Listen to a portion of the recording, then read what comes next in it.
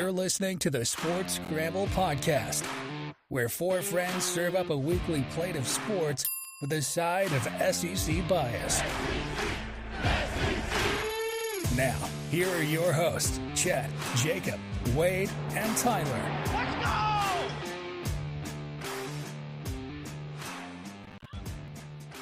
And as the intro says, Chet, Jacob, Wade, and Tyler, but no Chet this time.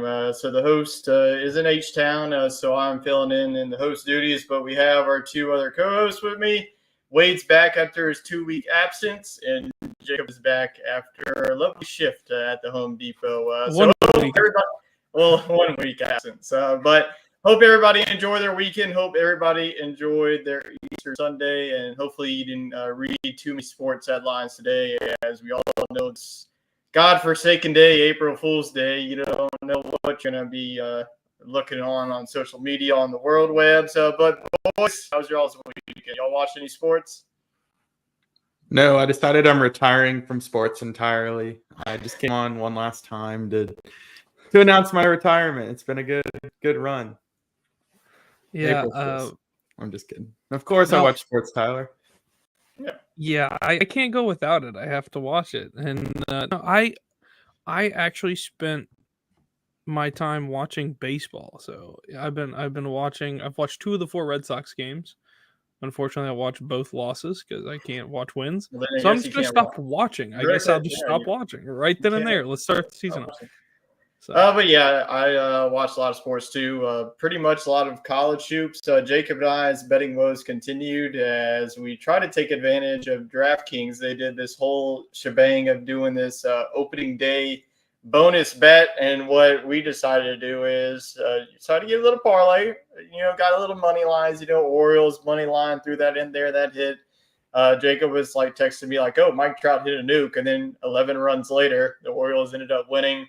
Our second bet, though, this is whenever it got wacky. Jacob's lovely idea decided to go after the Astros and the Yankees of getting the correct score after 1 inning of 0-0.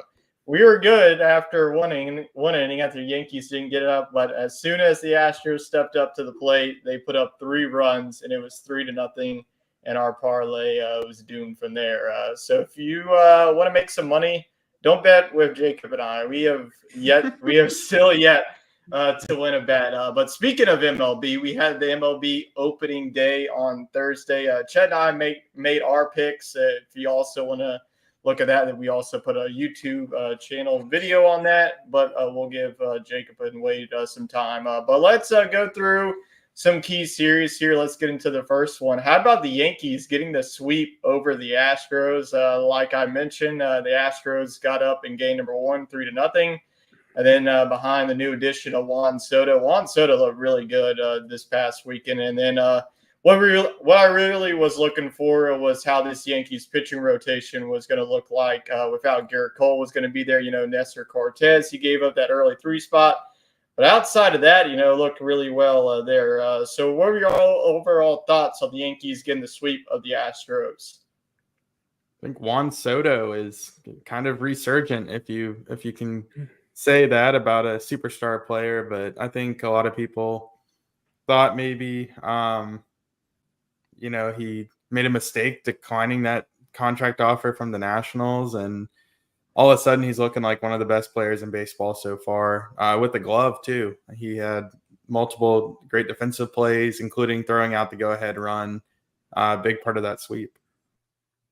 Yeah, Jacob, how about on the Astros side? This is usually a team that we're looking at. They're, every season they've been off to really cruise control. And now that they're an 0-4, how do the Astros, turn this thing around? I know it's only series number 1, but just still, you never want to get swept. Yeah, I think first of all, it starts with pitching with the Astros. I think that's what's really led them to their dominant postseason runs that they've gone to in the past. Just a slow start pitching. I think giving up early runs and late ones late in the game. I mean, they've gotten to a lot of changes in the rotation. Josh Hader is now playing, there for the Astros, and that's a big addition there, but it's not a very good addition when he's taking a loss. And that's just one of those where you don't see it very often. You didn't see it when he was in Milwaukee, so it's tough to see the Astros lose 4 games in a row because of their offensive production normally carries it, and their pitching can shut it down whenever they want.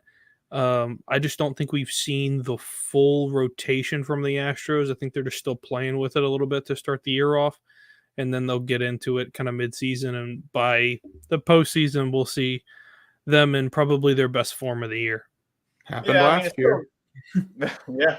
I mean, speaking of who got in last year was the Texas Rangers, the defending World Series champs. They got a good series victory over the Cubs, who I think that the Cubs are, at what I've been seeing, are the preseason favorite to take the NL Central. So a player that I was really impressed, though, was Wyatt Langford. He got the call up this past spring, and he looked really good. He got in game number 1, he got his first hit, his first RBI, and then I believe it was the final game he got a 2-run triple there. So Wyatt Langford looking pretty good as the Rangers. As you look at the standings right now, they're 2-1.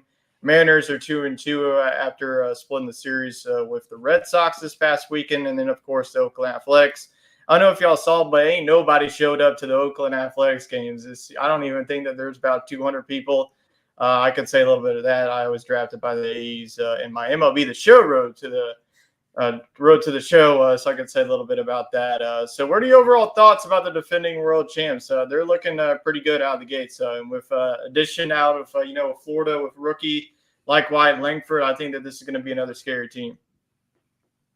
Yeah, they're as deep as anybody. Offensively, I mean, they got probably 4 guys in their lineup that could be another team's starting shortstop. So I think this team is built for the long haul. They did lose some pitching, but, when you're in a contending mode, I think all prospects are on the table, probably excluding Langford now that he's in the bigs, but they can afford to deal some of that offensive talent. And they got a pretty strong farm system still, so they can add the pieces they need as the season goes along. So I think it'll be another Rangers and Astros battle for the top up there, but maybe this is the year we finally see the Rangers take it over the edge in the regular season. I know they got hot in the playoffs, but we're still looking for somebody to dethrone the Astros, in the regular season. Jacob, what's your early thoughts on the champs? My early thoughts are, first, I think their offensive production has gotten off to a really hot start. I think they really just picked up off of where they finished last year. They currently lead the West in runs scored, basically doubling everybody else with 20 runs scored. Then you got 3 teams tied at 11 and Seattle at 10.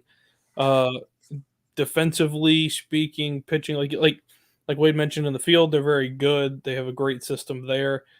Pitching has been key for them. Did a decent job, only giving up 14 runs. So they're in the plus for differential. Anytime you're in the plus for differential, you're winning ball games. That you can look for them to be probably the hottest team, I think, in the West. In my opinion, they're probably still the hottest team in baseball through the end of last year, through spring training. And Wade mentioned about the farm system. I think outside of the Rangers, I think that Milwaukee, I think the Brewers probably have the next best farm system in baseball. But I think the Rangers is probably the best farm system in baseball. I think I said it last season that I think they're definitely a team that prioritizes getting their guys time, getting them moved up. And like you said, Langford's a guy who's going to be immediate production for them at the big league level. Yeah, for sure. Other series of notes, the Pirates go 4-0 against the Marlins. I was definitely impressed with them, and they got a win today. So their best start in quite some time. I saw a graphic of their best start in like 30 years. So a great start for the Pittsburgh Pirates. Like I said on last week's show, I feel like if you're looking at all the divisions, the NL Central is like the most toss-up. Like the Cubs could win it. The Pirates can win it, the Reds. So with their young talent, we'll see if the Cardinals can shape it out. Speaking of the Cardinals, they dropped this series to the Dodgers. I don't think that anybody's surprised at that. The Dodgers aren't going to lose many series. They started their season early against the Padres. They split 1-1 in South Korea. The Dodgers really controlled them. And then that 15-11 game, then the Dodgers really took it to them. Game number 1, scoring 7 runs. against Miles Mikolas. We saw Freddie Freeman go nuclear. We saw Shohei Ohtani's home debut for them. So that was pretty much really the main series I saw for you. Let's go now on to how our favorite teams did. Jacob, why don't you take it away of how your Boston Red Sox got their season started? A little 2-2 in Seattle. Honestly, you'll take that because Seattle, like we talked about in the AOS, it feels like the three teams are going to be vying for that trophy. It's going to be Texas, Seattle, and Houston. Yeah, it seems like that. And for the Red Sox, my biggest question going into the season was pitching. A lot of turnover. Team is probably the youngest team in baseball now. At one point, they were the most veteran team in baseball, and now they have guys that most people, including myself, have never heard of.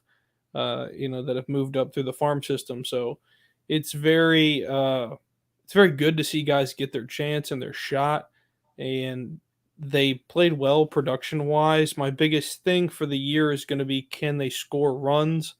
Because last year it was just a matter of they could not score. I mean, there was just no offensive production. Pitching can only do so much when it's a 1-0 game, a 2-0 game, and you can't put any runs on the board. So that's my biggest question for them.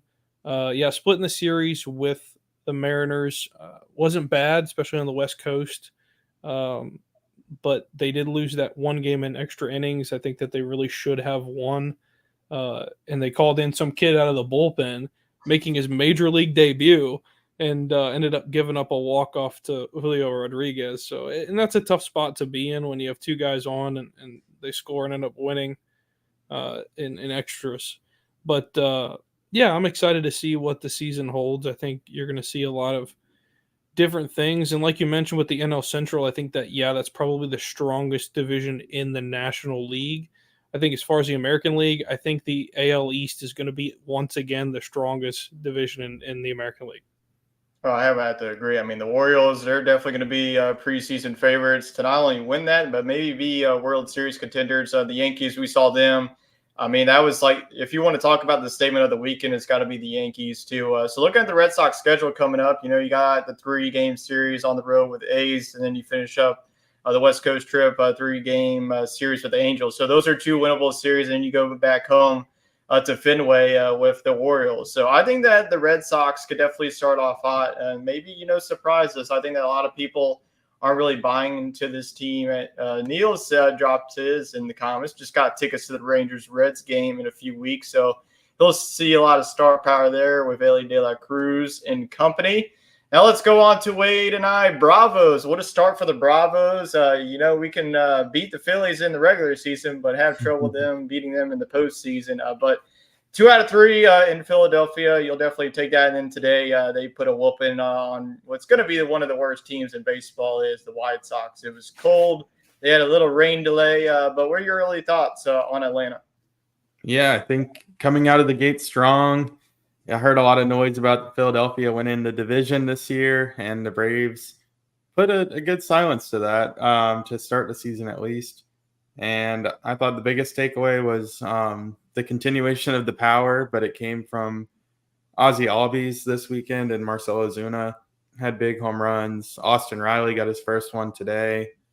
And then it's good to see guys like Mike Harris and Acuna come out swinging for contact. The power will come with those guys, but you don't need everybody hitting home runs at one time. That's how you get in slumps as a team. So I thought it was a really good start. And Charlie Morton, man, the guy just doesn't age. I think this is probably his 15th opening weekend, and looking as good as ever today against Chicago.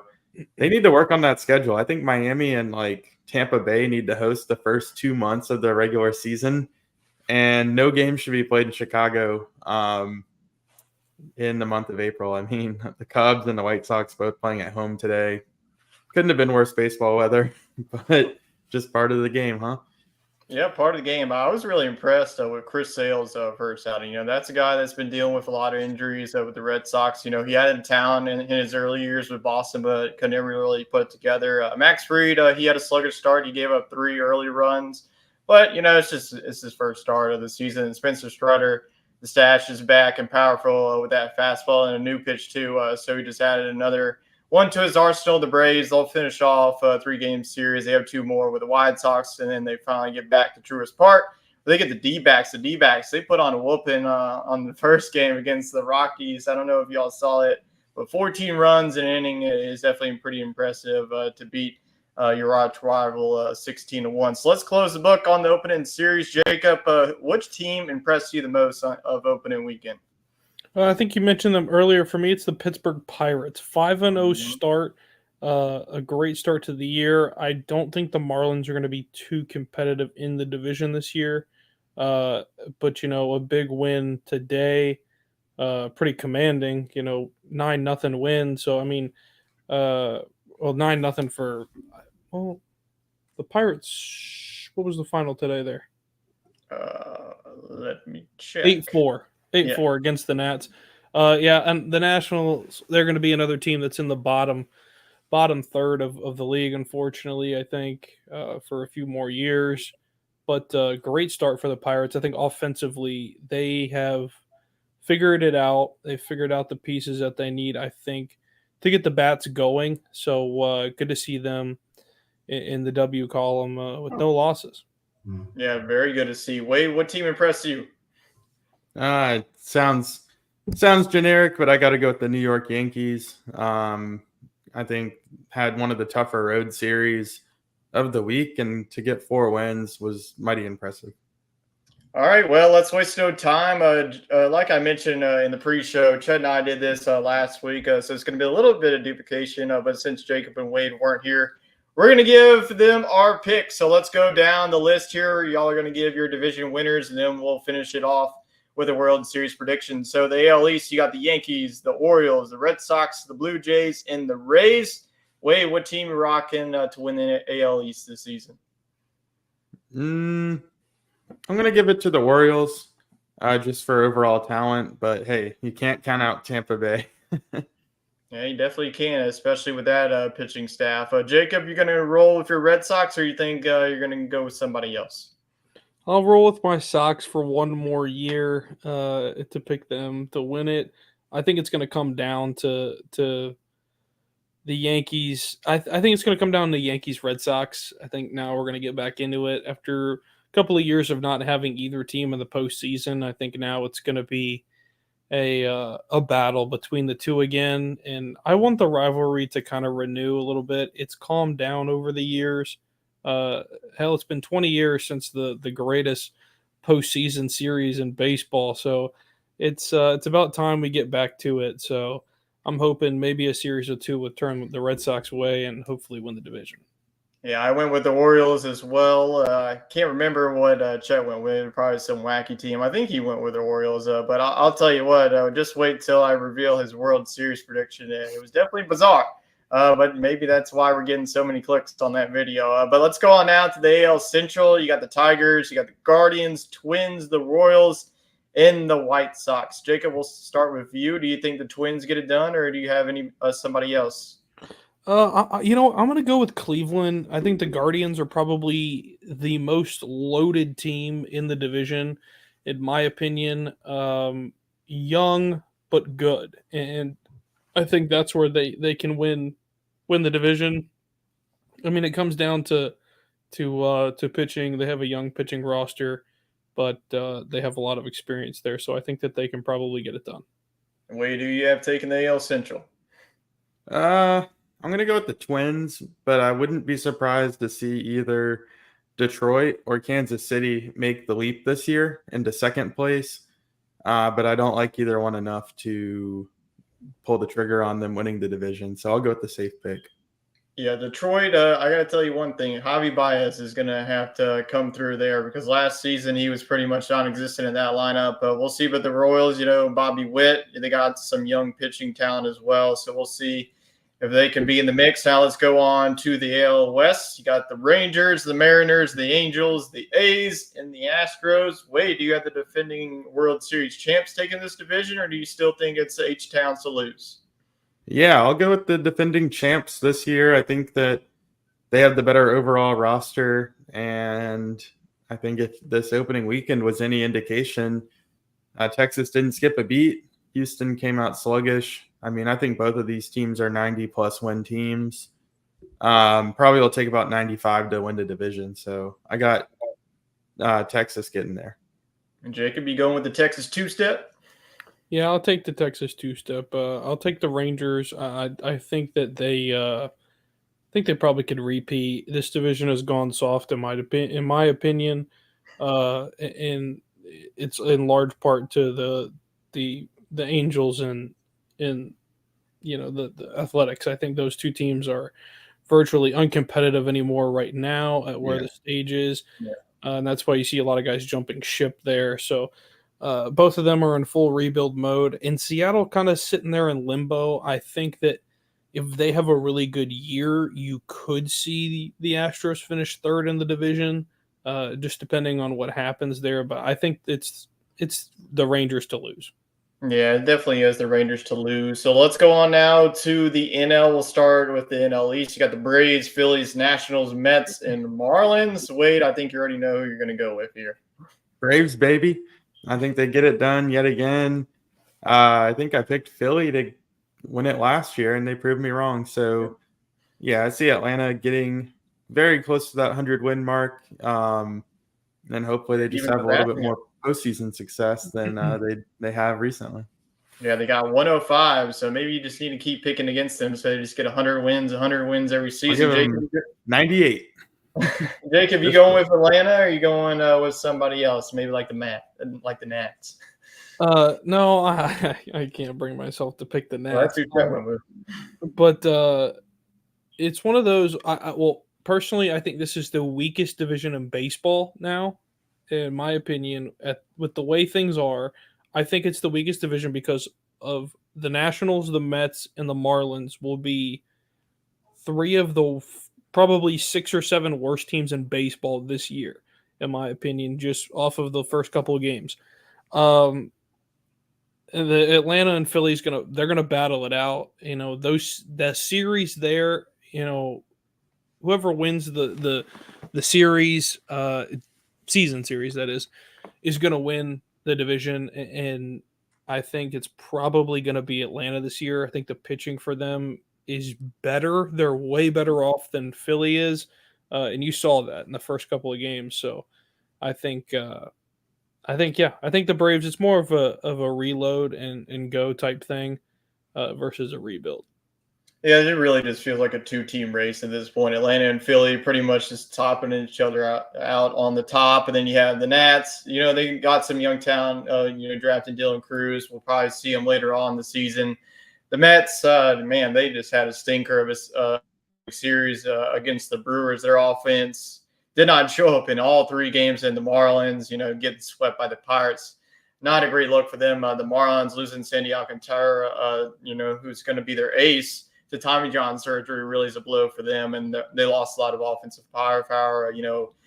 Jorge Soler is now with the Giants, and then John Birdie is now with the Yankees. So a lot of firepower lost. So the Marlins, let's go on to a wide open division, in my opinion, the NL Central. You got the Pirates, the Brewers, the Reds, the Cubs, and the Cardinals. The Cardinals finished not where we expected last season. And then when we saw the Brewers get this division, Wade, who you got in this open division? I got to go with the pure talent here, and that's the Cincinnati Reds. I think that they remind me a lot of those Atlanta Braves 5-6 years ago that, they were near the bottom of their division and then had a ton of star power come up. And I think we saw flashes of it last year. They were very close to, winning the division, making the playoffs, but they didn't. And I think that they get it done this year. I don't expect the winner of this division to even have 90 wins, though. I think it'll be very tight. But give me the Reds with 89 wins. And I just think ultimately they just have the most flash. I think the Brewers will hang in there, but they kind of started to sell a little bit. And the Cubs, I just don't see them punching it through. Jacob, who are you going with? Something tells me you're going to be riding on the ship with this team.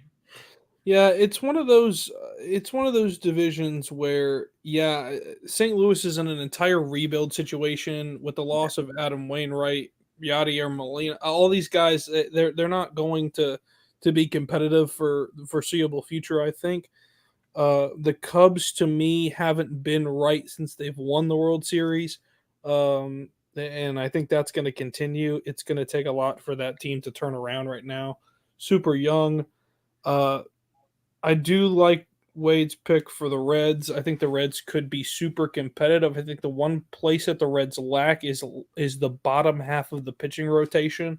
I think is where they're going to have trouble.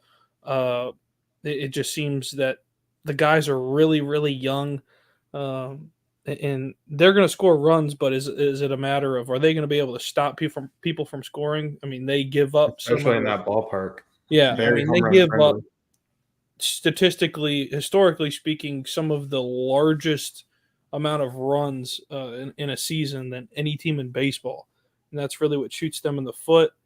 The Brewers, I think it's going to be a two-team race between them and the Pirates.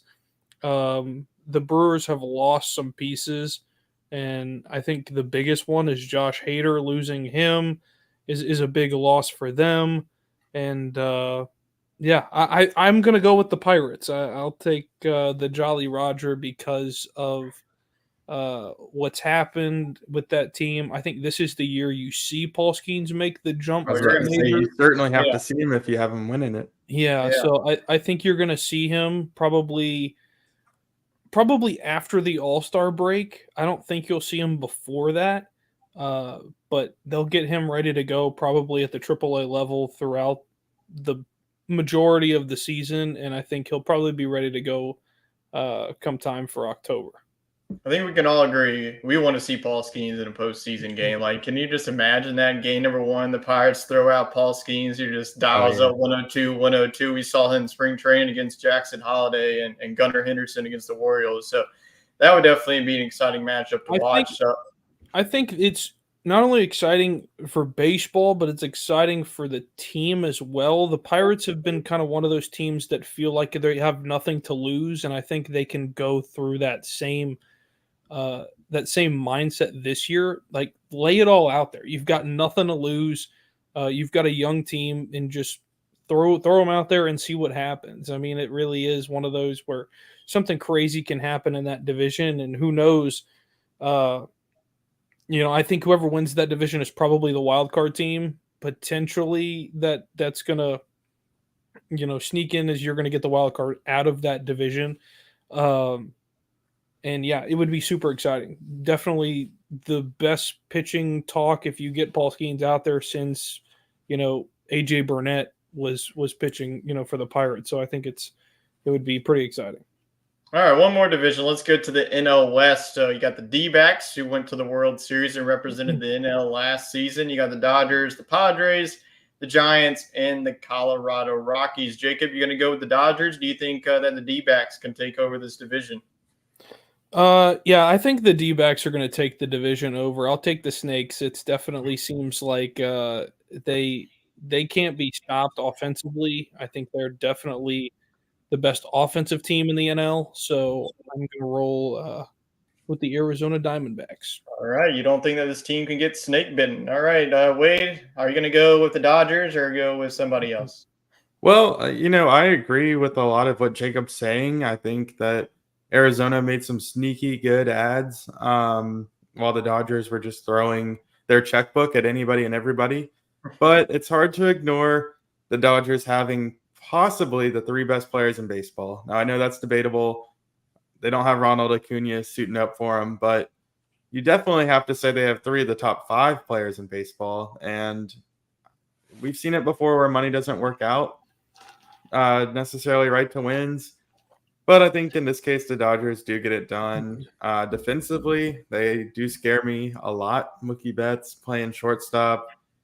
That's going to take a toll on his offense, I feel like, at some point. That's just a very mentally tough position to play and to be learning it on the fly. And then Max Muncy, I mean, geez, they might as well just put a practice net out there at third because it would stop more than he is. So I think this team's going to have to ride the offense, but when they're on, they got more power than anybody in the league. And pitching-wise, they got one of the better rotations. So Give me the Dodgers by a smidge. They're not going to be quite as dominant as everybody is saying. I think Atlanta will be the one, but I do think the Dodgers will reign supreme in the West. Here's the problem. I feel the problem with the Dodgers is, and the only reason I didn't pick them, and I think they probably finished second, is they emptied their bullpen. I mean, they cleaned house in their bullpen. And I think they returned maybe 2 guys in their entire pen. So I think you're talking a lot. I mean, and they made a lot on those rookies. And they made a lot of changes and a lot of trades within the division. So like there's like Bickford's playing in San Diego. I mean, played for a long time in LA with the Dodgers. So I there's some changes there that I think are questionable for them and for Dave Roberts, but I think they're gonna be decent. I think the problem that they'll face is number one, Ohtani's not back in the rotation, so he's not gonna be that guy to go to and play off of Kershaw and the rest of the unit. So I think that's what you're missing this year. I think next year, yeah, they're probably my pick. Yeah, definitely. What's up, Kane? Hope you're having a good day. And yes, the Rockies are very bad. They gave up 13 runs in an inning. Yeah, this is going to be a team that's going to be at the bookshelf of this division. You got the D-backs, you got the Dodgers, you got the Padres. Those are probably going to be your top team. Yeah, probably like maximum like 50 wins. Poor Kyle Freeland. Poor Kyle Freeland's ERA is an 84. like oh my god! I think there's a legitimate chance that Arizona or Los Angeles sweeps Colorado in the regular season. In the season series? Yeah, it might be. Yeah. They play 15 I mean, they got no starting pitching, and Charlie Blackmon is not getting younger, and Chris Bryant is about the only guy that can really do anything for them. So let's close. Let's just move on. Move on. Go for it. Close the book. We've been talking about MLB for 30 minutes now. So let's give our World Series predictions. Wade, who's going to be the representative of the NL? Who's going to be the representative of the AL? Who do you ultimately have winning the World Series? I know it's only been like 4 games, but still, we're going to make our picks. Yeah, I'm going to go with 2 of the teams with the most firepower. It's going to be Atlanta and Texas. And I don't know. Give me Atlanta. It's hard to win back-to-back. All right, Jacob, who are you rocking with in the World Series? Wade's got the old red, white, and blue. I'll go with the red, white, and blue in the AL. I'll go with the Rangers to probably be the representative in the AL, but I think this is the year the NL wins it. So I'm going to go with the NL champs being the Pittsburgh Pirates. I think they defy the odds way ahead of schedule. Baseball. And I think Paul Skeens pitching in Game 7 of the World Series. Yeah, I think that Young is good in this league, and I think that's finally going to prove its point this year. And that would be one hell of a season if they do. It'd be their first World Series win since 1977. So, well, dang, you were definitely riding with the ship. Get the cannons and everything for Jacob. You might as well place that bet. I bet you get some value on that. Yeah. I went with the Orioles out of the AL. And on the NL, I just went with the Dodgers. I just think there's too much talent. I mean, like Wade mentioned, you got Shohei, Mookie, and Freddie Freeman leading off the lineup. That is just absolutely dangerous. And I had the Baltimore Orioles. I think that the addition of Corbin Burns made that pitching rotation elite. And you got a guy like Felix Bautista just waiting in the wings, throwing 102 straight gas. And you just got a lot of young talent. Like, we haven't even seen Jackson Holiday come up to this. And you got Ali Rutschman, Gunnar Henderson. Like, there's just so much young talent on this team, and I think that it prevails. They're going to be tested, too. Like Jacob mentioned, the AL East is probably the best division in all of baseball. Chet's picks, oh, boy.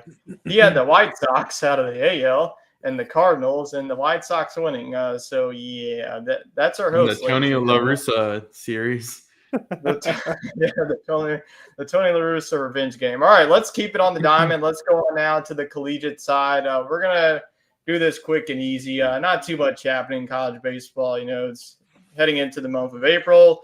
Florida gets another ranked series victory. Mississippi State, I mean, they had this series won, and then Jack Caglione came up to the plate in the bottom of the ninth. It was 3-2, and then he hits a 2-run nuke shot as Florida has now won back-to-back over ranked opponents. So the Florida Gators looking very scary in the SEC East. North Carolina goes into Wake Forest and sweeps the Demon Deacons. So North Carolina, they moved up into the top 10 in today's poll. The Duke Blue Devils, after struggling early on, they get back on track, getting a top 10 victory against Virginia. USC gets the upset victory over number 2 Oregon State. So that's pretty much, your really main series. We'll look at the rankings that came out today. Number 1 is Arkansas. Number 2 is Clemson. They definitely soared up the rankings. Texas A&M is number 3. Tennessee comes in at 4 after a big win at home against Georgia. And then number 5 is Oregon State. How about DBU? Number 8, Dallas Baptist University, 23-4. They're always a dangerous team. And then dropping out of the poll is Kansas State and Oklahoma. But we like to talk about positives. Let's talk about the disappointment. We talked about Wake Forest. We haven't brought up LSU yet on this show. No Bio Bingo Bites as well since Chet's in Houston. No, we're not avoiding talking about getting swept by Arkansas. It is because I don't want to do it by myself. That would just be weird. But LSU dropped all the way to 18. They're 20-9 right now and have yet to win an SEC series. Wake Forest, after starting the season at number 1, they fall all the way to number 21 and 17-10. So I ask a question to you two gentlemen. Who's the bigger disappointment? Keep in mind, Wake Forest was the preseason number 1 team and LSU was the preseason number 2 team. So this were 2 teams that we saw last year in the College World Series. And now they're not even above 500 in their respective leagues. So wait, who is the bigger disappointment? You could say both. You can take one. Give us I'm going to go with LSU. And I know that LSU lost more, but I think all the resources are there for this team to, at a minimum, be a top 5 team in the SEC. And they just haven't shown it yet. I know the SEC is tough. I think we're well beyond the days of 50-game winners in the SEC. I think if you can get the 45 wins in the SEC, you're doing pretty damn good. But for LSU to just not look like the best team on the field and to be losing games because of sloppiness, that's just not on brand. At Wake Forest, yeah, they had a lot of talent coming into this season, but they haven't won a championship since the 50s. This just isn't an elite program. They had flash in the pan success last year, but who's to say they were going to be all that this year? But LSU, you expect them to be good year in, year out, and they're just not. So that's why I'm going with LSU. Jacob, who do you think is the bigger disappointment so far this season? I'll agree with Wade. I think it is LSU. It doesn't make a whole lot of sense for how poorly they're playing. I mean, I think I would have said Wake Forest if it wasn't for today. LSU's losing to Southern 8-5 right now. I mean, you're losing to a team that is considered nowhere near the best in baseball in the top 25. LSU losing today is going to drop them even further. I wish they were unranked. Yeah, and they'll probably. Honestly, they should be unranked. I just think that if you looked at their SEC schedule so far, it's been all top 10 teams. They open up SEC play with Mississippi State, which you thought at the start of the season was going to be easy. They take 2 out of 3, and then you get Florida. Then you get, the number 1 team. You can't even get a win against Arkansas. The schedule's hard, no doubt, but you got to be able to compete. I mean, if you're LSU. Oh, yeah, I definitely. Don't get me wrong. They're 20-9, and you go through slumps. It happens. It's baseball, and it's going to happen to every team in baseball. Arkansas is going to go through a slump this year. It's just a matter of when it is. And the thing is LSU's not going to be good as they were last year. It's reality, and they're not going to be that way for the next couple of years. So I think if that's the case, suck it up, take your medicine, and play the best baseball you can. If you make it, you make it. If you don't, you don't. I think there's better teams in baseball. Arkansas looks like the best team in baseball, and that's why they're number 1. I think it's number 1, it's pitching, and they've found a recipe with it, and I think that's their biggest upside in the SEC is they can go out and shut down any team they want, defensively. I think if you had to ask me who I'm more worried for, it's LSU. I think that Wake Forest is just going to be just fine. I think that the ACC is absolutely loaded too. Like I mentioned, Clemson's a top 3 team. Virginia Tech, they're a top 10 team. There's so many good teams. I think it's when you look at the top 8 national seeds, I would not be shocked if like half of them is from the SEC and the ACC. I think that you're going to get at least one Pac-12, probably Oregon State, Dallas Baptist, the way that they're rolling. They'll probably be a top 8 seed. Now, I know we're only in April. The selection show's not until May, but looking forward, doesn't get any easier for both these teams. LSU starts a 3-game series at Fox on Thursday against Vanderbilt. That's been a team that's been, up and down. They've been hovering around 500. But they're still a very good baseball team. Wake Forest goes on the road to number 11 Virginia Tech. So both of those teams' schedules doesn't get any easier. LSU will play Vanderbilt and Tennessee, which pretty much closes the door on that absolute gauntlet of a schedule, like Jacob mentioned, brought up. Losing to Southern, not a great really thing that you want to do, because that would be like their 5th straight loss in a row. And you got to at least get at least one win to feel something good, because to lose against Southern and you got Vanderbilt coming into your town, if you don't win that series alone, your postseason hopes are pretty much dashed. And the curse of the national champion, we saw Ole Miss, Mississippi State, we saw them win the national championship, and the next year after that, they didn't even make it to Hoover. So that trend is that dark cloud trend is definitely hovering over LSU's name. So we'll see if both teams turn around. If you had to ask like a question, who's going to turn around eventually, I would say Wake Forest, just because they, like I mentioned, the ACC, it's definitely a top heavy conference, but I think that Wake Forest is going to get it together. So that's pretty much the baseball. Let's get into some of our segments that we'd like to do around here. First, let's get into some of our who got that dog in them picks.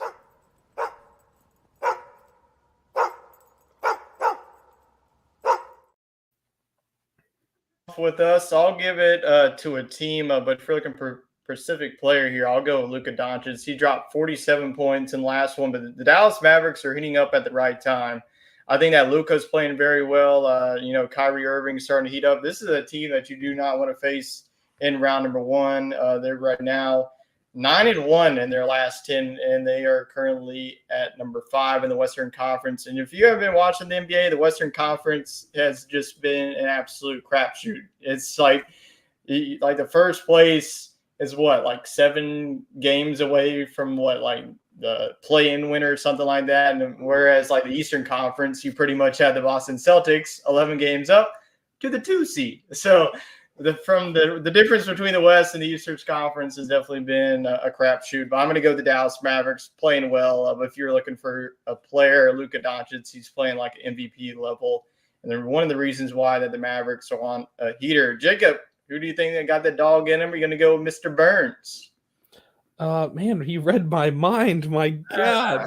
Yeah, I'm taking the NC State Wolfpack as a whole, I think. And I'll put DJ Burns Jr. in that category. 29 points in 29 minutes against Duke in the Elite 8 game. Fantastic win for them, a 12-point victory over Duke. Definitely a couple of dagger threes. That guy is a unit, and I'm not talking about size alone. He definitely his personality too can shoot. Yeah, and the guy just has fun playing the game. Yeah, he just has fun playing, and that's all you can ask for from a guy who, who knows if he'll be playing at the next level of basketball. And they'll critique his physical fitness, at some point down the line. He's 6'7", 275. He's a big dude. I mean, it's just he's gonna get in the way and do his best to rebound the ball and just be physical. And I think that's something that Duke wasn't all year. We talked about that. I think Duke just wasn't physical. And I had a feeling that if these two teams faced off, Duke's probably going down because they're weak around the basket. And you saw that in that game. So I definitely like the NC State Wolfpack. I think that they have a real good chance against Purdue. Matchup of the year with Zach Edey and DJ Burns. So we'll see what happens there. Yeah, I can't remember the last time that a men's and a women's team both made it to the Final Four in the same year. That's definitely impressive. Great day to be a Wolfpack fan. We'll see if NC State – that would be insane if both of them win the national title. I mean, Raleigh it's not going to happen, but it's not going to happen. But cool. Still, it would definitely be cool. Wade, who are you picking as your dog of the week to start off the month of April? Well, mine's a very fresh one. It's got to be Caitlin Clark. Defeating LSU. That one just went final. She put up 41 points, 9 3-pointers. I mean, just took complete control of the game. Very rarely do you see someone play with so much confidence and back it up. So, just really an excellent performance for her. Definitely hoping that it's Iowa versus South Carolina in the final. Oof. I know we saw that matchup last year in the Final Four, and Iowa got the best of them. So could we see it 2 years in a row? It remains to be seen, but they cleared a big hurdle knocking off the Tigers tonight. Yeah, definitely. I mean, Caitlin Clark, whenever she gets going, she's like the best player that I've ever seen on my screen, men or women. So definitely congratulations to Iowa making it to the Final Four. And they'll be playing the winner of USC or UConn. We'll get into a little bit of the women's side whenever we close the show out with our March Madness talk. Since Chet isn't here, I'll give him the dog of the week. Would be San Antonio Brahmas punter Brad Wing, former LSU punter.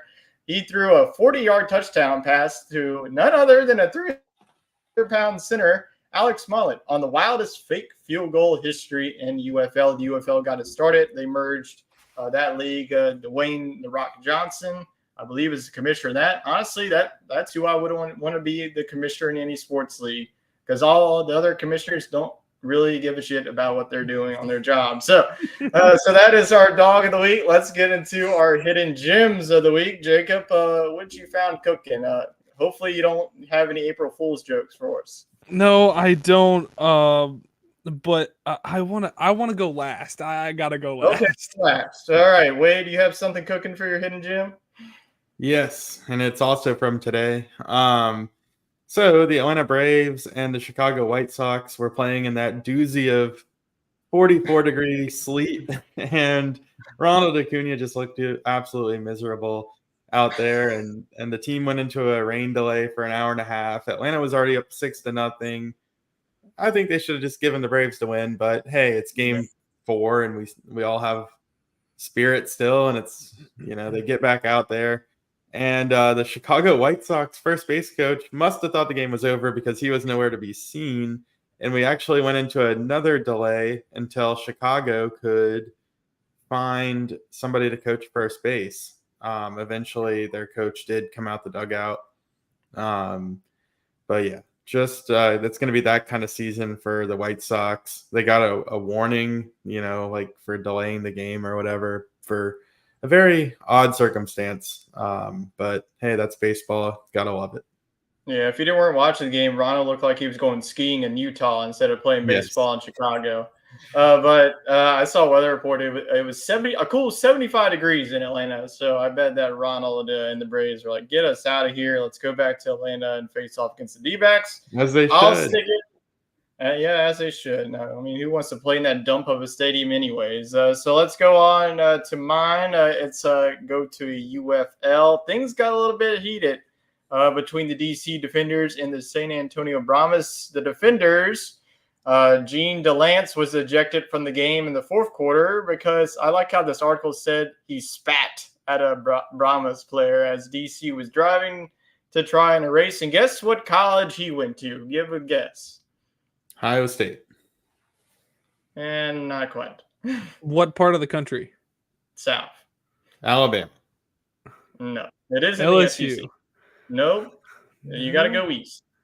Oh, east. Florida. Yep. None other than Florida. They teach them well at that university. So he received a flagrant foul, and he was tossed from the game. This was his first UFL game, not the debut that you want, just spitting on a dude. So, yeah, that's what happened in that game. Other than Brad Wing chucking a touchdown to a 300-pound, you also had a defender spitting on somebody's face. So, Jacob, you wanted to go last. It better be something good. Oh, it's great. All right. Wade, what do you think the PFC stands for? PFC? Professional Fencing Championship? It stands for Pillow Fight Championship. Oh. And yeah, so this is an actual thing.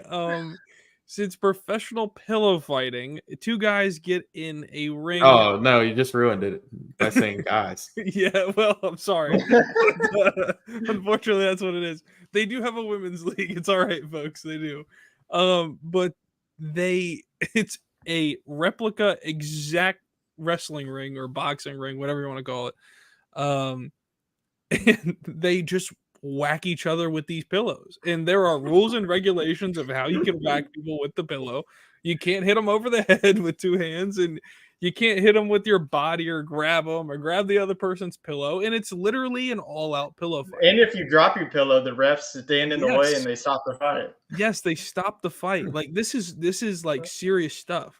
And the more I watched it, the more I was like, you know what? Somebody's gonna get knocked out by a pillow, or somebody's gonna pull one of the cheating scandals of like when they used to throw bricks down in the front of the car, like for NASCAR races, but instead they're gonna put a brick inside of their pillow and beat somebody over the head with it. But it's like it's serious stuff. And these people, like, how can you not laugh at stuff like this? It's just the funniest thing on planet Earth to see. I think they need to put like a Tempur-Pedic mattress as the ring. Yeah, you would think, but it's so weird, and they take it so serious, and it's like a UFC fight. Like that's what kind of turnout they get for pillow fighting, and it is pretty funny. And this is in America. This is in America. And people actually go to this too. I was wondering when I was watching this. Like it's the funniest thing ever. Like I have to go to this one day, just because. Well, if you're looking for an event to cover or wacky sport, pillow fighting, I would have to assume would definitely be that. If we were looking for a wacky sport to do, maybe pillow fighting, probably not. That was honestly the so I thought to myself as I'm watching this, how do they score stuff? Like, how do you score pillow fighting? Like, how many times somebody whacks them? Like, think about how many tally marks you would have to make for people just absolutely smacking each other in the face with pillows. It just like, so I looked it up. This is their point system. Okay. If you strike them in the head with your pillow, you get a point. So every time you hit somebody in the head with the pillow, it is a point. If you 360 strike somebody in the head, it is 3 points. 360. 360. If you knock them down, it's 5. And if you leg strike them with your pillow, which is quite interesting, it's a point. So like all of those are determining factors in who wins a pillow fight. And all I know is like if it ever becomes something that you're a sport, like I need to do something that's funny and hilarious, just go try to do pillow fight championship. I think it's only a matter of time until we see sports like pickleball and pillow fighting become Olympic sports. That's no way. Pickleball could be an Olympic sport. I could see that in the future. I think flag football is making its way whenever the U.S. does it. And I think that's just going to be insane, especially if, like Tyreek Hill and like, say like Jalen Hurts plays like, and you have guys like from all over the world, like South Korea and all that. Then those games would not be. All I know is that if that was the case, like these teams that have rugby teams in other countries are going to bring them over. Like I don't care if it's Tyreek Hill. Might have a good team. Yeah, I don't care if it's Tyreek Hill. He's going to get ran over in flag football. Like it's just going to happen. Yeah, so we'll see if it happens. All right, let's shift our gears to basketball. We'll talk briefly about the NBA. I just wanted to bring it up as the season's coming to a close. We're in the month for April. Just a couple of games left. We'll dive into more of the NBA once the postseason comes around. The Boston Celtics, they've been on complete cruise control this whole entire season, 59-16. Not only did they clinch the playoffs, they already clinched the conference. They're going to be the 1 seed in the Eastern Conference, and it's really going to be hard to beat them. I think that the Boston Celtics, Milwaukee's number 2. They're definitely going to be a threat. Cleveland with Donovan Mitchell, they're going to be a threat as well. And the play-in right now is the 7 seed Miami Heat. You have the 8 seed being the Sixers, 9 seed being the Bulls, and the 10 seed currently being the Hawks. In the Western Conference, I think the surprise of the season has been the Oklahoma City Thunder going from the play-in last year to being the number 1 seed right now. They're currently got a half game up on the Denver Nuggets, who won it all last season at 52-23. No other teams. Obviously, I can bring up the eliminated teams, but obviously, if you're a fan of that favorite team, you're experienced enough pain this season, so I won't bring it up. And then the 7 through 10 in the West, you got the Kings, you got the Suns, the Lakers, and the Warriors. That might change right now because the Pelicans are looking too good against the Suns. They're losing 96-81 right now. So we'll see how the Western Conference shape up. But once the playoffs are set, we'll definitely make our predictions and preview all that. But just wanted to get a little bit of sprinkling in because we haven't talked about it. So look for more of that in the postseason. But let's get to what people are actually came to the show for. It is March Madness. Let's start first on the men's side, and then we'll go towards the women's side since we have 3 of the 4 teams already set. Let's go on to the Elite Eight recap. A lot of good games. I was talking about Jacob, it feels like a couple of days ago, that it was just too chalky through the first couple of weeks. And then what do you know? You got upset, and upset. So you only have 2 1 seeds making it to the Final Four of UConn and Purdue. You have an 11 seed with NC State. And then you have the 4 seed with Alabama. So out of the 4 of those teams, who are you most surprised to see get to Phoenix? Jacob, I'll go to you. Most surprised to see there, you said? Yeah. Most surprised to see there is probably Alabama. I'm going to say Alabama only because, they got lucky. And I think the reason they got lucky is they didn't have to face off against a few of those teams that I thought were going to be there. And they kind of got lucky with some of the matchups. And they played some teams that were just exhausted and out of gas. And it played in their favor. So I think that they got the right draw at the right time. The Clemson game was definitely their toughest game yet in the tournament. It was a close one. Yeah, but I definitely, especially at the end of the season, I think you and I talked about Alabama, and I basically said, I don't see them going far because of how they finished the season, but that had nothing to do with the run that they've made in March Madness. Yeah, I mean, Alabama, they were definitely inconsistent through the regular season, but they've been on fire. Mark Sears has definitely really carried them. I think he dropped 20-plus points in every game. But let's go on to the scores for the Elite Eight. UConn, 77-52, and they went on a 30-0 run. It was 25-23 at half, and UConn just put the absolute spanking on this team. They're like, you thought that this was going to be a close game, but what I'm really impressed with UConn, I don't know if y'all watch this game, CBS or whoever was broadcasting it, and TBS, they put up the graphic. Every game, like going back to 2023 and 2024, it's been like 20 plus. Like no team has kept it within like 15 within this team. They've just been absolutely spanking everybody in their way. We'll see if it continues, but great win for UConn. This is a stat for them. This was the first defending national champion to get to the Final Four since that 2007 Florida team. We saw Clemson and Alabama once again. Yuck. We already saw this enough on the gridiron. We didn't want to see it on the dang hardwood, but Alabama gets the win 89-82.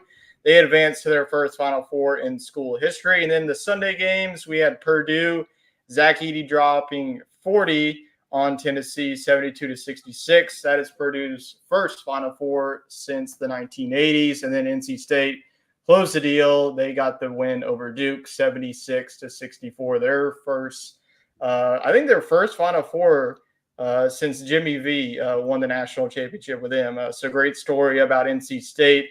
I think they've won now 9 games to get to this point. We'll see if they can win 2 more to hoist the trophy. So let's get into the preview. Get into the first matchup here is going to be NC State and Purdue. You have the 11 seed versus the 1 seed. Right now, Purdue is the betting favorite at 8.5. If I'm a betting man, I am smashing NC State plus 8.5. I think that we've seen this NC State team not be afraid of anybody. So, Wade, who you'd have winning this matchup between the Wolfpack and the Boilermakers? I like the 8.5. I'd take the points there for North Carolina State, but something tells me this Purdue team, man, I considered picking them to lose in round 1 again, and they just keep winning. They keep doubting. They keep silencing the doubters. I think so often we see teams make magical runs to the Final Four, and then they kind of show their true colors. I love what I've seen out of NC State, but I do think the magic ends and give me Purdue in this one. But, yeah, I think they can cover the 8.5. Yeah, I think the matchup to watch here is are we going to see DJ Burns on Zach Edey, or are they going to go NC State going to go Diarra? We saw Ben Millbrooks come into the bench because Diarra already picked up 4 fouls and it was only like 10 minutes in the second quarter. So we'll see if we get Burns on Edey. Would definitely be a great matchup to watch. But player outside of that, DJ Horn has been carrying this NC State team too. I mean, they got the guard play to contend with Braden Smith on Purdue. So, Jacob, you're going to go with the Boilermakers, or do you think that the Cinderella story continues for one more night? You know, I'm so tired of people saying, "Well, you know, I think the luck runs out, or you know, they run out of steam." Like, my thing is they should have ran out of steam 6 games ago. Never mind right now. I mean, they're the hottest team in basketball. No matter who they play. I mean, that's the crazy thing. I can't pick against them. Like I'm going to pick NC State to win it.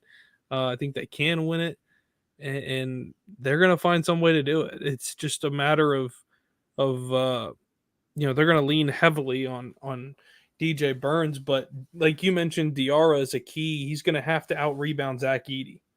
And you can't get into foul trouble either. Like NC State cannot afford to get into foul trouble against Zach Edey, but because they're going to whistle Zach Edey. You know, you can ask Tennessee fans, and he got to the foul line I think like 22 times. It was like 41 to like 22. It was like a bizarre outing. So the refs are definitely might get involved in this one, but I'm going to go with NC State too. Just like if you look back to their ACC tournament run, like they would not be here if O'Connell didn't hit that three to send it in overtime against Virginia. That's just like what makes March Madness so special. And they win that one. They win the ACC championship.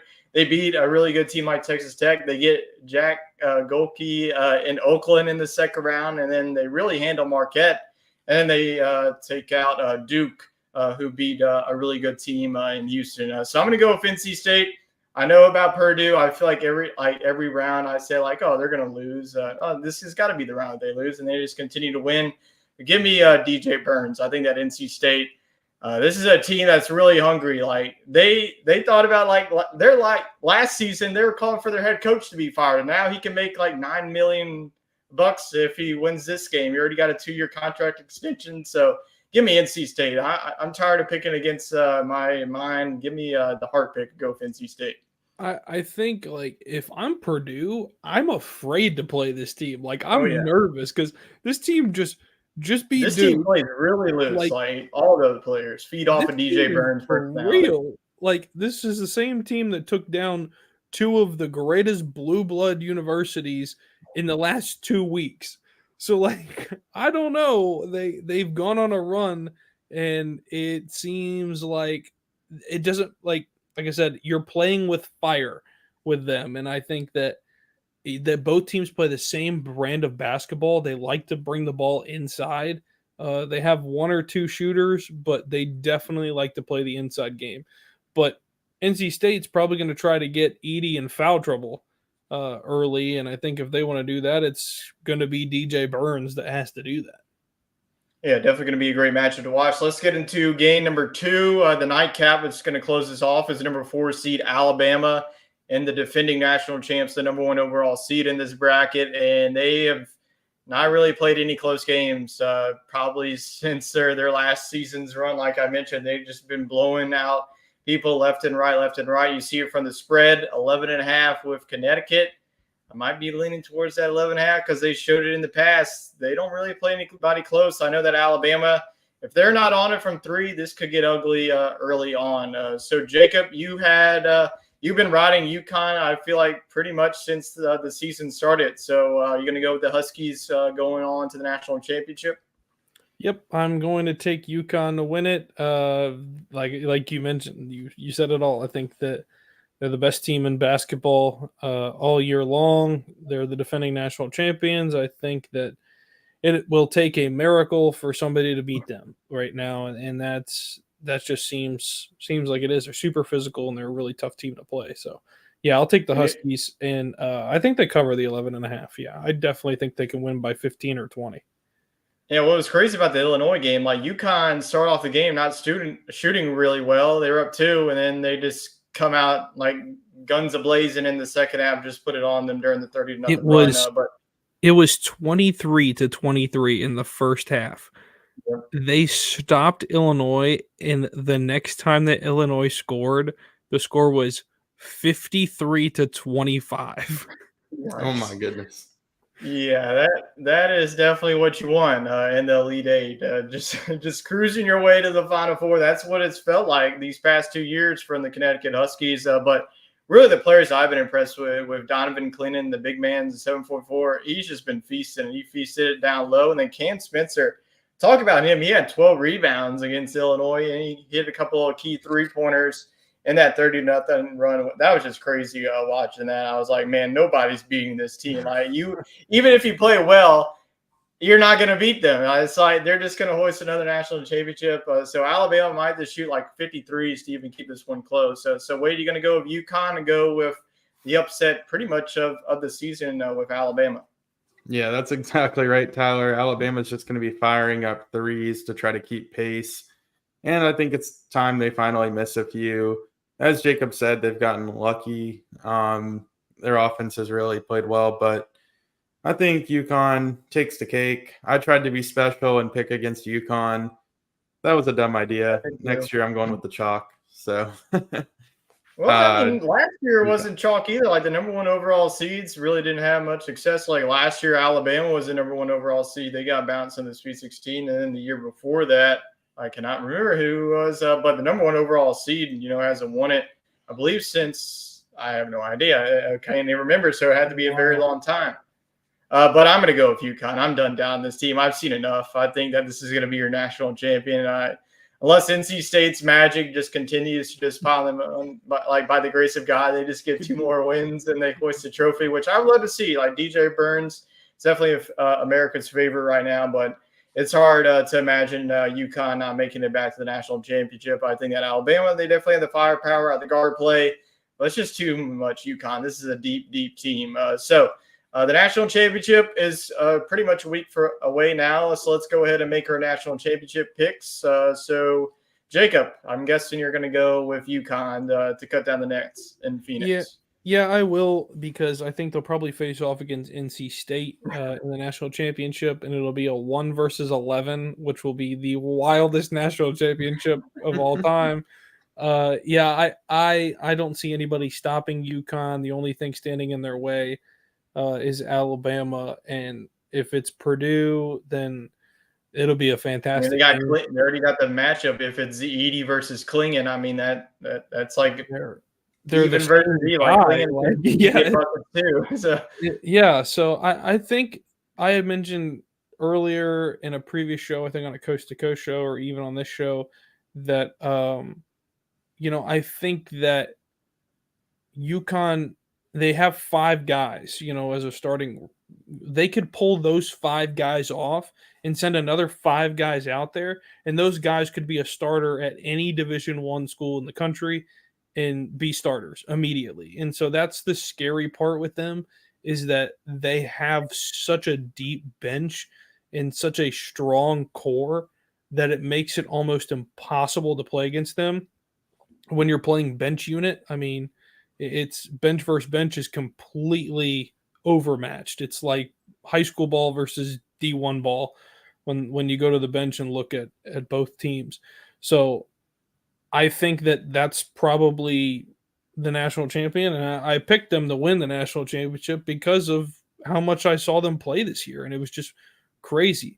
Dan Hurley's the best coach in college basketball. That guy is he's about to get paid. Tough.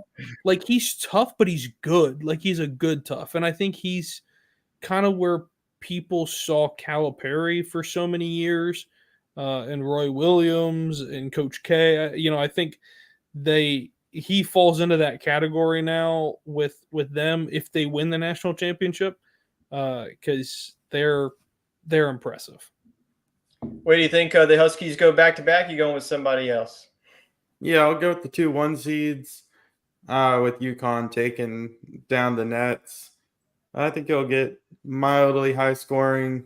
Give me UConn 82, Purdue 73. Yeah, there you have it. So we're all clean sweep here for UConn. I shouldn't have been too cute. I tried to be too cute to be different, Me but too. I just think that UConn's just going to win it all. When a lot of people, Nobody listen. I was just trying to go against America. I saw on the ESPN app it was like 40% people in UConn. Like, there's no way that they do it, and they might prove us wrong. But let's go on now to the bracket watch. Our little group that we have. Wade and I and Chet are in the dumps. Thanks, Dude, I didn't even get 500 points, and I didn't can't get get 500 any more points. either. I had 460. Wade had 430. Chet had 470. Jacob's still alive and kicking, even though he's in 10th right now. He's 520, but UConn winning it could definitely help them.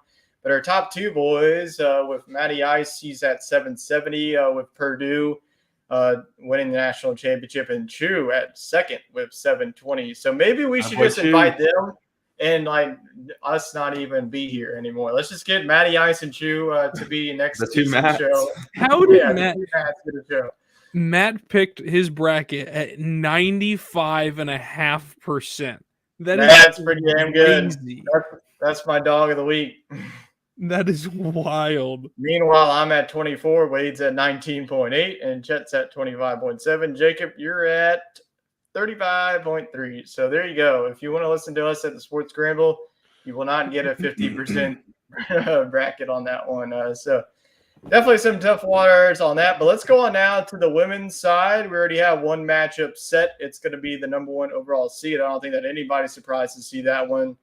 They went undefeated. They pretty much destroyed everybody in their path.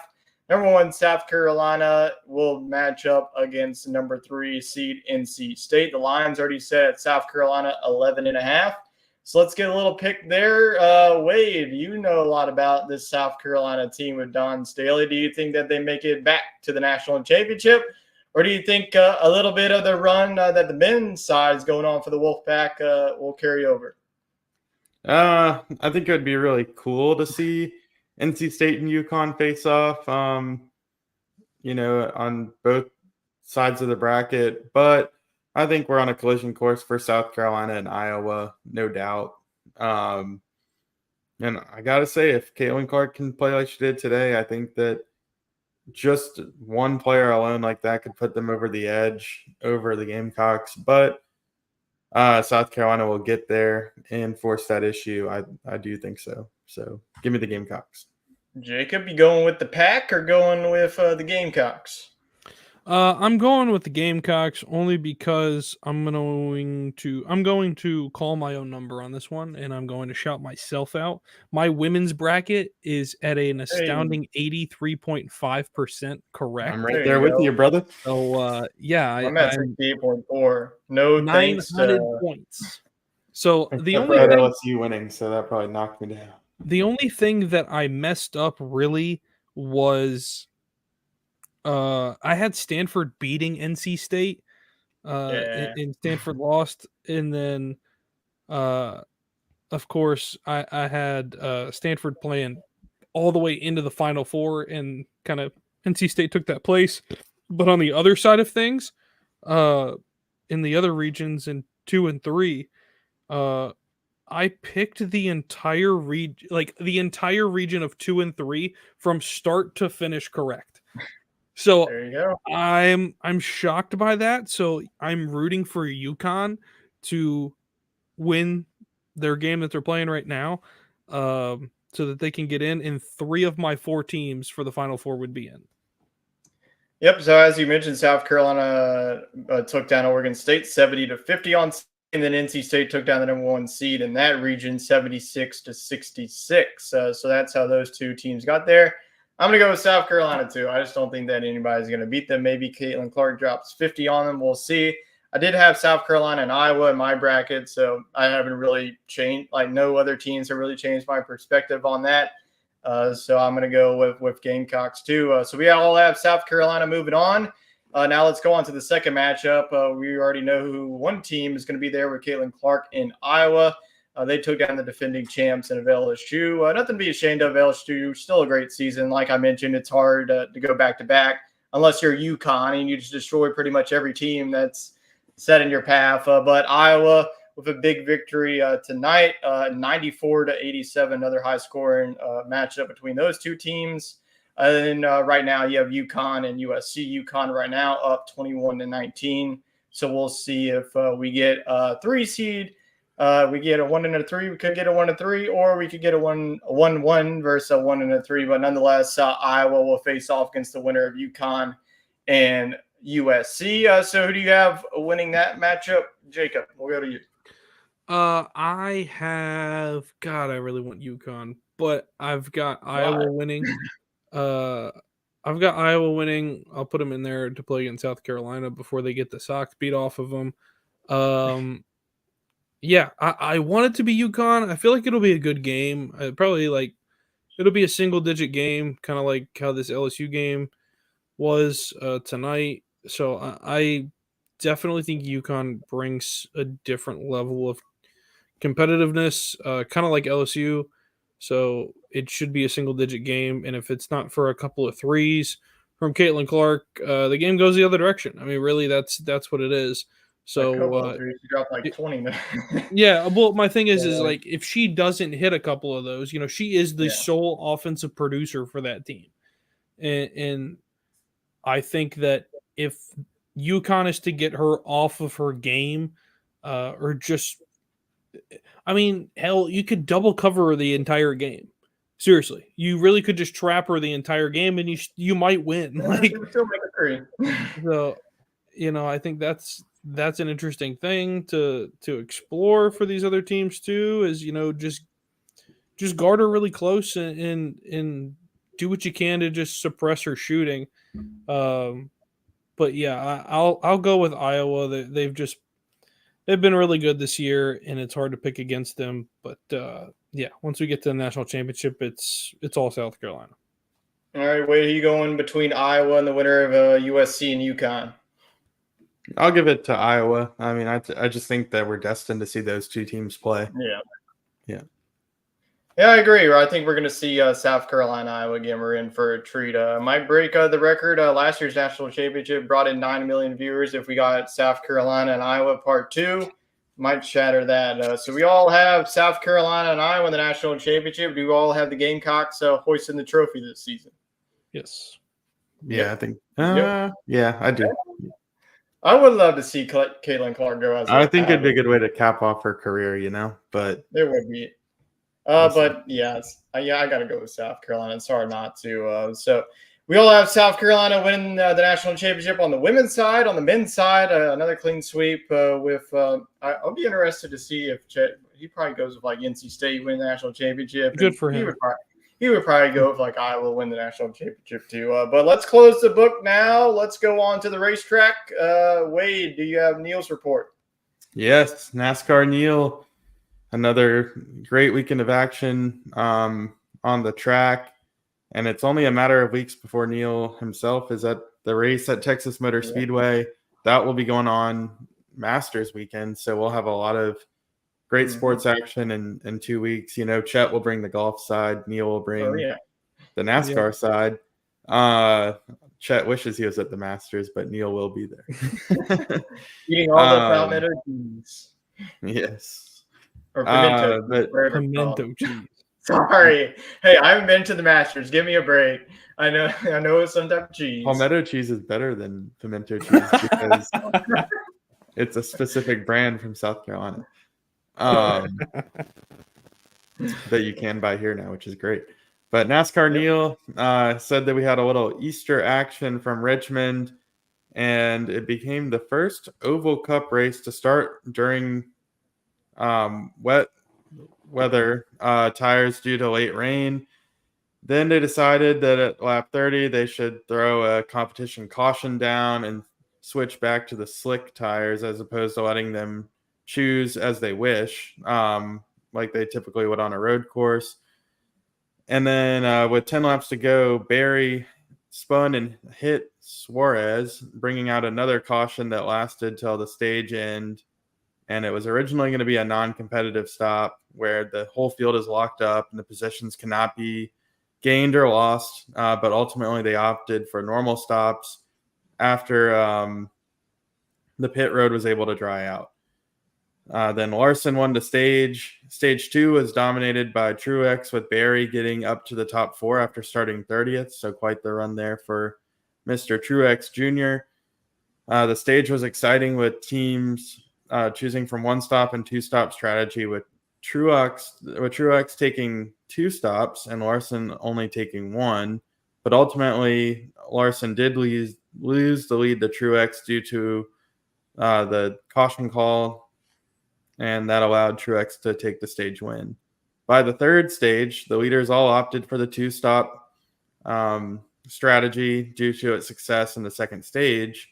But on the on the last green flag, Larson won it off the pit road, but Truex quickly made an aggressive move to gain the lead within the final lap.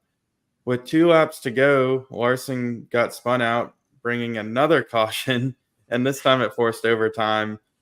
Hamlin wins the race off pit road and holds off the field to win it all at his home track, and Larson and Truex wrecked in the first turn after the checker. So those two were just going at it all day, but it was Hamlin that got it done coming out of nowhere there at the very end. And yeah, so NASCAR Neil will have just one more week of watching the action from TV, and then he will be giving us a live report from Texas Motor Speedway in 2 weeks. So we look forward to it.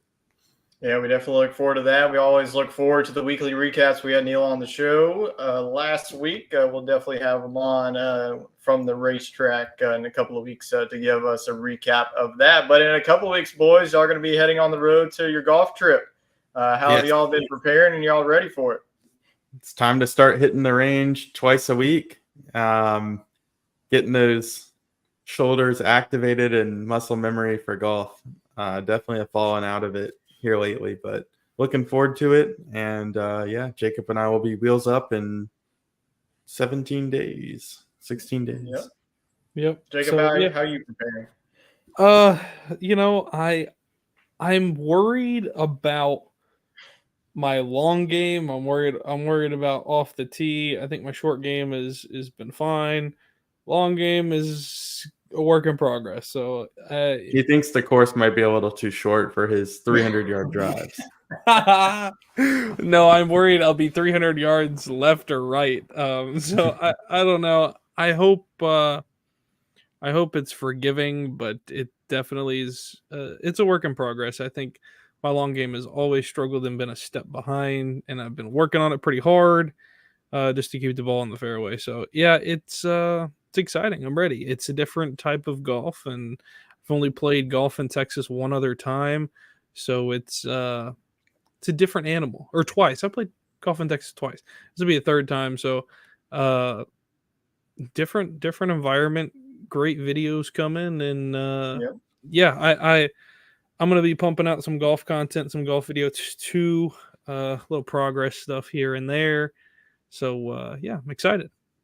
And that's why you got to keep on the channel here. So we'll have this golf trip with 3 of them. They're going to be doing a little bit of a golf excursion. Then Chet mentioned it probably won't be, I think he was going to do like a couple of weeks to a month editing. So that video probably won't be coming out to maybe the end of May, beginning of June. So definitely look forward to that. But coming up, if you look at the show title, this is episode number 99. So next Monday, we're going to be celebrating number 100. Number 100. So definitely stay tuned to that. We're definitely going to be throwing a big party, a big celebration for 100 episodes. Definitely hard to believe.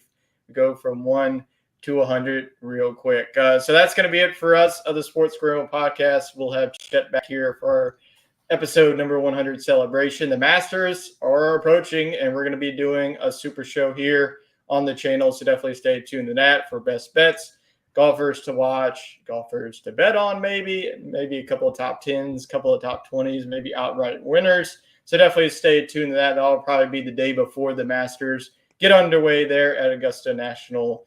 So that's going to be it for us. Like I mentioned, stay tuned to the channel. We continue to grow and grow, so we appreciate everybody that tunes in.